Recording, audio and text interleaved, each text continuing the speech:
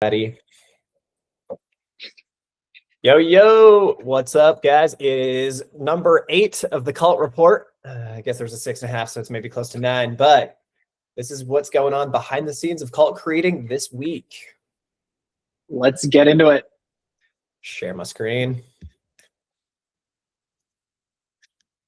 January's been more behind the scenes as we're rebuilding some things, so it's not as exciting as maybe last year or in the future. But we got to beat that drum. But it's also the stage that I feel like a lot of people are in. Like Lane's rebuilding his classroom, and Sarah, we're rebuilding her whole journey. And so it's just a good time to do that, so we can just rip it, because we believe in that work hard once mentality. So like Sarah was doing, every month was just like a restart of let's follow this plan, similar to what we're doing with Jay Ferrugia. But we're working on the model where it's pre-built and everybody follows the same journey for at least 12 months, because that opens up a ton of bandwidth to take on more cohorts and help more people at higher price points. So that's the model. All about leverage. So what we did this week, or what we're doing, what we're working on, big thing is that classroom rebuild. So we had we talked about this before, but one tribe map, and that was like all the thinking for every single module, and it's just too much. So now it's about stripping it down into 3 different parts. So attraction has its own, and it's the only things you need to focus on to get attention, to be attractive on the front end, to get people bought into what we're doing. Engagement is just about creating that identity shifting experience. So how to like set up the classroom, build out the school, build out the modules, and actually get results at scale. And then the belonging map is just focusing on the community systems. So it's piecemeal. It's one piece at a time. So it should be a lot easier. And Sarah says, all these maps are pure gold for my type A brain. So that's the point. Looking for micro results to solve for, so we can keep getting people down to the next milestone, until everything's built. And then just about climbing to that 100 paying members. Yeah, inch by inch, one by one. And that's what we want to talk about next, is as we're turning this into an experience, right? A good customer cult is an experience, not just information. Nobody gives a fuck about content anymore. It's all about experiential. And so that's why we want to turn it into each attract, engage, belong, have a designated coin and a metric to hit to collect all 3. So even playing with sending a box so that they can sit in there and you can see the open loops of what is not yet claimed. But on the attraction side, we've been playing with 100 paying members versus 100 results. So we know that a customer cult is just about focusing on that suspiciously specific niche, so that you're just focused on like your 100 best people. Who are you before you started this whole thing? And just build for them, build for that person. And so you can easily pay your way into 100 paying members and they cancel and like churn in the first month. But 100 results is also very tough to get and may take a while. And so we're kind of looking for feedback right here on what do we think the better way to go is. I mean, you have to maintain 100 paying members, though. For how long? That's the whole point. To claim the coin, though, I mean, you could just comment and be like, I did it. Or do they have to finish all the modules to then claim it?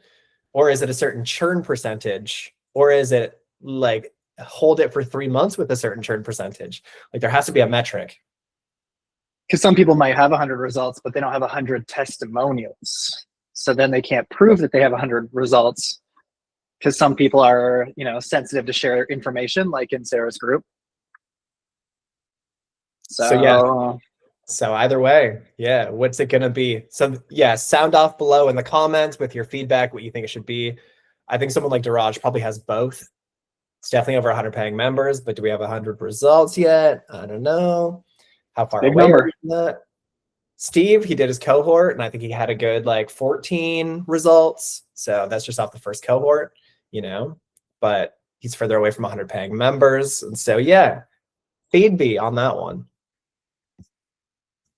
And then next is symbols. So this is something that's also like verbiage, like beliefs. It's just something that you should just keep collecting, because a symbol can hijack the subconscious. Like these are pre-existing images in our psyche that already have emotions represented with them, right? And so because we're doing a fishing theme, because school fishies, then we're really playing with that cult sardine as the main one. And so that's just like the DIY, the schoolers, like we're not hunting whales here. It's not high ticket coaching. It's very much on the low ticket community side of the house.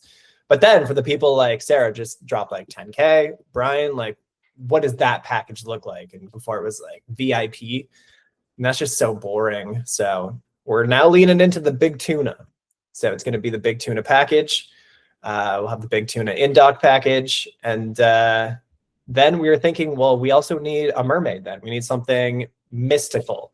Just like Nerdy Nuts has their one like $777 peanut butter that's unicorn dust. And it's just this mystical little thing. It's like a mythical thing that doesn't actually exist. So we built out a mermaid. We're going to put that as the siren in the attraction module. So just cool little symbols. And we're thinking oysters next because everybody loves oysters. It's an aphrodisiac. Let's turn this community into a damn ocean. Nice. So that's just stuff we're cooking on as we, really factor in the world building layer on top of all of the cult creating pieces. And then one of which being the happy hour. Yeah. Got to get your people face to face. So we know that's a value each week, especially when it comes to, cult bonding, people seeing the same faces week after week, add in a little significance of getting them to talk. And so, we just beat that drum. We have a happy hour every week, open to whoever shows up. So we had Jamila on this week, and she has a super cool, suspiciously specific niche with Black expats in Barbados. That's, again, it never meant to be a business, but here we are. Rick and I were just talking about the manifesto, really leaning into the best businesses, the best customer calls started because they were never meant to be a business. So we love to see a tight niche. So if you haven't joined a happy hour yet, then hop on next week. We'll see what you guys are cooking, what you guys are building, how we can help. Because we love this shit. We got one more that's dry, and then I'm back to margaritas and Coronas for that one. Extra happy. Yeah, they say alcohol is for the creativity and coffee is for the implementation. And that's been a motto we've lived by for a good 15 years. So a core value. Yeah, really, yeah, the way of life. So that's on the lead side. That's kind of behind the scenes in the school. And then on the lure side, I was thinking, again, with the theme, it's really good to have a theme because it just makes a lot of the naming and imagery and symbolism just so much easier. And so I was like, well, we're always trying to find the right hook because the hook is how you get attention, and attention is the main enemy that we're always trying to capture. And that's why we look for suspiciously specific niches, because it has to seduce the subconscious at scale. And so then I was like, well, fishing is already like a hook and reel, and reel is already a thing on Instagram and the way to create short content. And we're definitely in the age of short content. So all we're focused on now is hook and reel. If that can be the simplest little framework for creating propaganda, then reel is really just stories. The brain works in stories. It's really hard to stop listening to a story because the brain just takes it in and always wants to know how that loop closes. And so Frank Kern was showing his ads account, and almost every winning ad he had was a story of somebody else in marketing. So just focusing on stories, using the tribe map in the 3 areas of content ideas. So it's getting real tight on that. And we're going to be testing different formats, kind of like a head-to-head. I got my own ideas. Ricky's got his own. And we're just going to be running shop on kind of our own and seeing what works best. Well, a competition for the boys. And then, yeah, the idea is how can we get outside of socials and find our people based on community people already in communities. So we want to do more tribe partnerships. We already have the book in one. We have someone else's membership. We have the classifieds ad. Right. Paid for that ad. So we have a collab, we have an ad, and then we submitted a training into a presentation for a summit in September. And that led to a high ticket client in December and a new member this month. So it's like, even though it happened in September, things are still happening. So more partnerships. I also reached out to her to say, maybe we should do a collab. So yeah, clearly got our audience. yeah, I was like, rappers get to do collabs all the time. Like in the music industry, there's always collabs, and then both parties win. And I'm like, it just doesn't happen enough in info marketing in this world. And why not? Yeah, Post Malone is in like every genre now. Yeah, Bieber, bluegrass, country, rap. Yeah. So we should be too.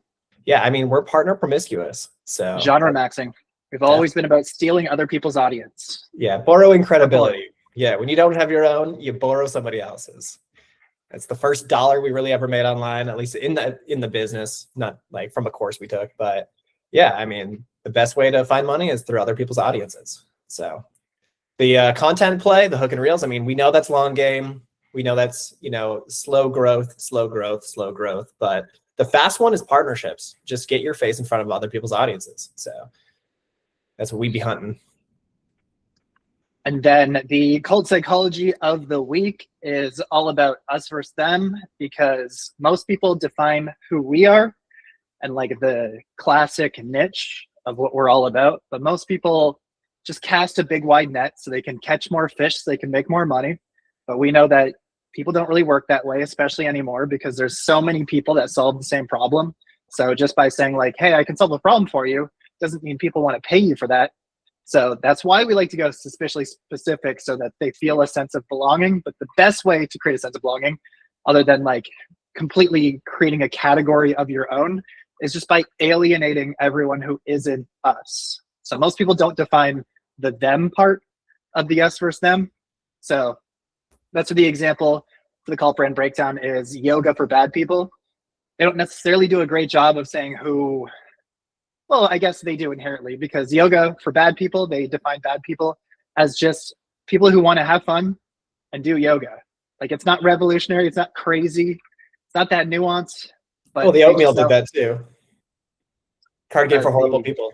Cards Against Humanity. Cards Against Humanity, yeah. So it's a filter that already exists.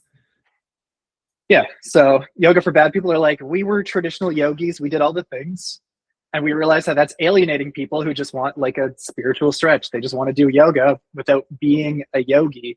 So that's where they create a yoga for bad people, so that people who don't feel like they belong in a yoga class do belong in their retreats, because their retreats are for people who want to do yoga and have fun. So them being traditional yogis, traditional yoga class, and the speaking in Sanskrit and the wearing the mala beads and all of that, traditional Indian yoga shit, they're like, sure, there's a place for that, but it's not here. So that's where it's not enough to say who we are, because no one really cares. But when you can say who they are and who you don't want to be anymore, and alienate that status quo and offer them a way out of it, now you create that sense of belonging. So don't just solve for the us, solve for the us and the them to make us sound better. People love their in groups. So love to belong. We just create our own, and then we alienate the rest. So yeah. So that's what we're looking to get a little more tight on who cult creators are not. Because we know it's like, we're not course bros, we're not info product pushers, we're not pushing PDFs, we're not trying to get rich off information, because people don't want to buy PDFs, people don't want to buy information.